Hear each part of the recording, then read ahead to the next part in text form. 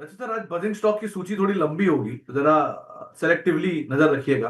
पहला नाम है नैटको फार्मा का। आप इस पे सरोकार रखते हैं?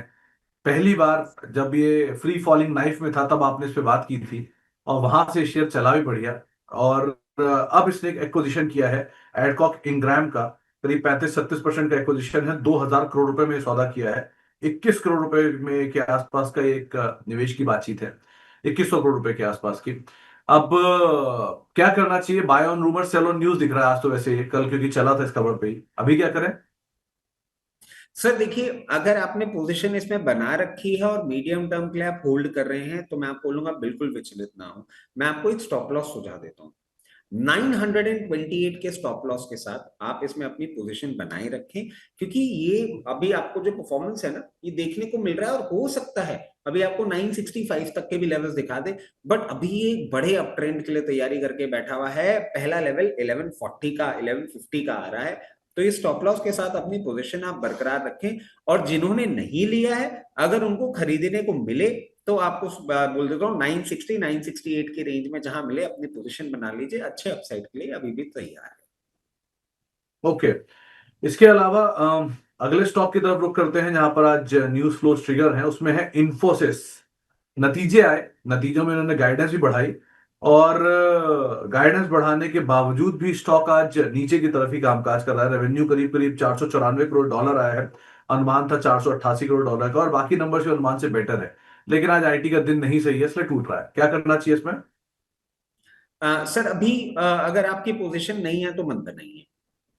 जिस हम्म। तरीके से ये चल रहा है, एक बार आपको थोड़ा सा और डाउन साइड दिखा सकता है। 1510 रुपए तक ये जा सकता है। यहां से 40 रुपए का और डाउन साइड है, वहां पे पोजीशन बनाएंगे, यहां पे नहीं।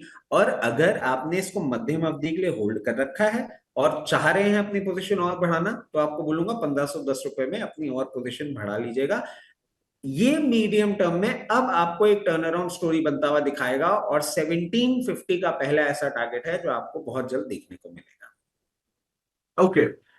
नंबर है डॉक्टर रेड्डी के भी। मुनाफा करीब करीब 2% बढ़ा, 14-17 करोड़ रुपए के आसपास मुनाफा आया, अनुमान से थोड़ा सा नीचे। रेवेन्यूज करीब 8,676 करोड़, अनुमान से थोड़ा नीचे। एबिटा का नंबर लेकिन अनुमान से बेटर, 2200 करोड़ का एबिटा था, 2278 करोड़ का नंबर आया है। रिएक्शन भी पॉजिटिव साइड पर, और आज फार्मा का टेलविंड भी है। क्या करा जाए? सर डॉक्टर रेड्डी देखिए, जिस तरीके से इसने नंबर्स दिए हैं उसी तरीके से रिएक्ट भी कर रहा है। और मैं समझता हूं अभी ये जो पर्टिकुलर मूवमेंट है, ये आपको और देखने को मिल सकता है। और इसी मूवमेंट में आपको ये एक बार 1332 तक भी जाता हुआ दिख सकता है। तो जिनके पास है अपनी पोजीशन बनाए रखें। फ्रेश पोजीशन यहाँ पे मैं थोड़ा सा कम एडवाइस करूंगा। 1240 1245 के आसपास अगर वापस मिले तो फ्रेश पोजीशन बनाएंगे। अभी ride the rally and book profits at higher level. Right the rally and book profits on higher level से आपको राय दी गई है। फोर्स मोटर आज का स्टार परफॉर्मर। नंबर्स आए हैं, मुनाफा रोबस्ट 55% की बढ़त, रेवेन्यू 21% की बढ़त, EBITDA 33% की बढ़त, और मार्जिन में 1.5% का एक्सपेंशन। और शेयर 20,000 के ऑल टाइम हाई को आज हिट कर गया। क्या देखते हो आप इसमें? सर देखिए, अब क्योंकि आपके साथ शो कर रहा हूं ना, थोड़ा सा एक लीवरेज ले लेता हूँ। फोर्स मोटर्स सभी दर्शकों के लिए एक और फन फैक्ट शेयर कर देता हूँ कि जितनी भी आप बैच कार्स दिखते हैं ना, चाहे वो मर्सिडीज हो, बीएमडब्ल्यू हो, इनफैक्ट रोल्स रॉयस तक, जो भी आप ये गाड़ियां देख रहे हैं उन सब का इंजन बनाने वाली कंपनी फोर्स मोटर्स है। और इनकी एक गाड़ी आती है सर, क्योंकि इंटरेस्ट है मेरा इस पर्टिकुलर चीज में, फोर्स गुरखा। फोर्स गुरखा जो है वो 1970s की 1980s की जी वैगन का ही डेरिवेशन है। Low power but high torque engine. और आप देखें जिस तरीके से पर्टिकुलर स्टॉक परफॉर्म कर रहा है, इतने रनअप के बाद मैं आपको ये बोलूं कि आप ये खरीद लीजिए, थोड़ा सा मैं भी अनकंफर्टेबल हो जाता हूं। तो जो लेवल्स हैं, जैसे ही मार्केट आपका करेक्ट करे 17,500 से अपनी बाइंग आप चालू कर सकते हैं, जिसको फ्रीज आपको करनी होगी 16,200 लेवल्स के आसपास तक। और जिस तरीके से चल रहा है, अगर आपने ले रखा है कहीं भी, आपको 20,800 से लेकर 21,400 तक के लेवल्स देखने को मिले, और आप शॉर्ट टर्म में बुक करना चाह रहे हो तो वहां पे प्रॉफिट बुक कर सकते हैं। बहुत ही अच्छा स्टॉक है। पोजीशन लोअर लेवल्स पे बनाइए, यहां नहीं।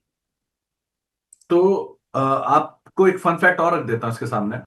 दुनिया में कभी जब पहली बार ऑटो रिक्शा वर्ड यूज किया गया था, तो फोर्स मोटर के मालिक साहब ने ही पहली बार बोला था वो वर्ड, फिरोदिया साहब ने बोला था।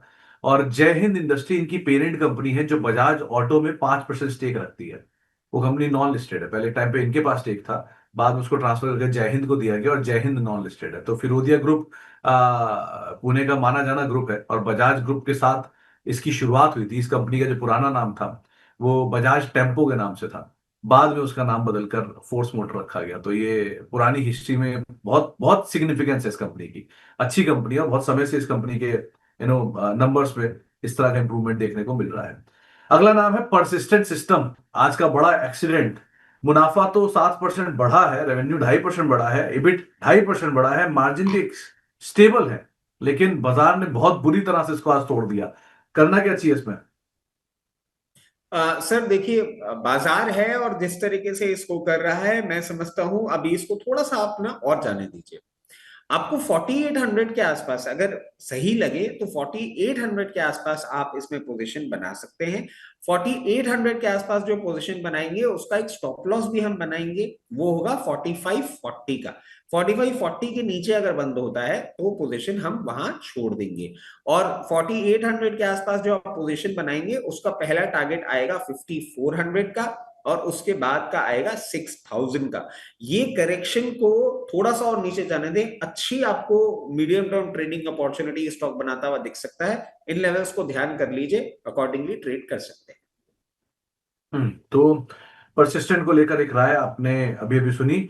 लाइकवाइज कोफोर्ज, कोफोर्ज के भी नंबर आए, नंबर तो उतने खराब नहीं थे जितनी बुरी तरह से टूटा जा रहा है। रेवेन्यू 8.8% बढ़ा, करीब करीब 3688 करोड़ रुपए आया, मुनाफा ही 22% बढ़ा। सो इस तरह के नंबर्स के बीच में कैसे देख रहे हो कोफोर्ज को? सर कोफोर्ज को अगर आप देखेंगे ना, कोफोर्ज का थोड़ा सा मतलब नंबर्स ठीक थे। कोफोर्ज का थोड़ा सा वैल्यूएशन का भी कंसर्न था, जो कि अब इस करेक्शन में आपको डिस्काउंट होता हुआ दिख जाएगा। और जिस तरीके से स्टॉक चल रहा है, जैसे मैंने आपको परसिस्टेंट के लिए बोला, इसके लिए भी वैसा ही लेवल मैं आपको सुझाऊंगा। यहाँ पे कुछ नहीं करना है। 1500 रुपए 1500 के आसपास आपको देखने को मिले, वहां पे आप अपनी पोजीशन क्रिएट कर सकते हैं। और स्टॉप लॉस उस पर्टिकुलर पोजीशन के लिए होगा 1378 का। वहां पे पोजीशन आप बनाएं। 1700 का पहला आपका टारगेट होगा, और उसके बाद मीडियम टर्म में आपको वापस 1890 तक के लेवल्स दिखा सकता है। मैं ये क्यों बोल रहा हूँ सर, सबको पता है रिजल्ट्स, सबको पता है आईटी की सिचुएशन, और सबको पता है कंपनी किस तरीके से परफॉर्म करती है, तो सिर्फ लेवल्स सुझा रहा हूं।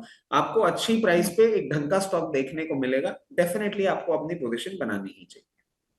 ओके, इसके अलावा एक और जो इम्पोर्टेंट नाम है वो है IEX। आज का सबसे बड़ा एक्सीडेंट, थोड़ी पहले बात हो भी रही थी, लेकिन करना क्या चाहिए इसमें? पावर रेगुलेटर में जो चेंजेस किए गए हैं इनकी तरफ से, CERC की तरफ से, उसका इम्पैक्ट है 28% नीचे है, क्या किया जाए? सर अभी नहीं आता, मतलब आप देखिए इस के लिए तो एक्सीडेंट भी ऐसा हो गया कि today it's actually it's earning call. आज सर रिजल्ट्स भी आने वाले हैं, रिजल्ट्स की तो हम बात ही नहीं कर पा रहे हैं जिस तरीके से ये चल रहा है। अभी इसका डाउन साइड नहीं रुकता, आपको और नीचे लेवल पे देखने को मिलेगा। Please stay away. ये स्टॉक अभी आपको परेशानी और बढ़ाता हुआ दिख सकता है। जब तक स्टेबिलिटी नहीं आती ना, दूरी बनाए रखें, कुछ ना करें। तो जब तक स्टेबल ना हो स्टॉक, तब तक कुछ ना करें, दूरी बना के रखें, ये आपको एक राय दी गई है IEX के संदर्भ में। तो ये सारे वो स्टॉक थे जहां पे खबरें थी, ट्रिगर था और हलचल थी, इसलिए इन पे बात करना जरूरी है। तो फिलहाल बजिंग स्टॉक को ही समेटते हैं।